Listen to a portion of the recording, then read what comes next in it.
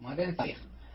بما أنه المادة فايتتنا وبعد 40 يوم أو 35 يوم للامتحانات نص السنة، فنلخص لكم الكتاب.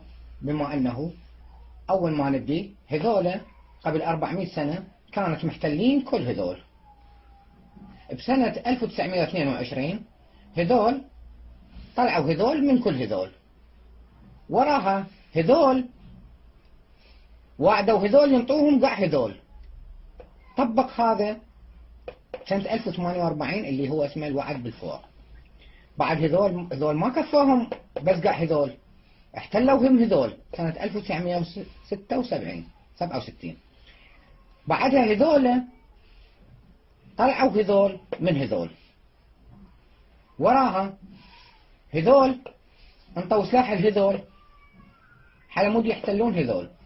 بعدين هذول انطوا سلاح هذول على مود يحتلون هذول.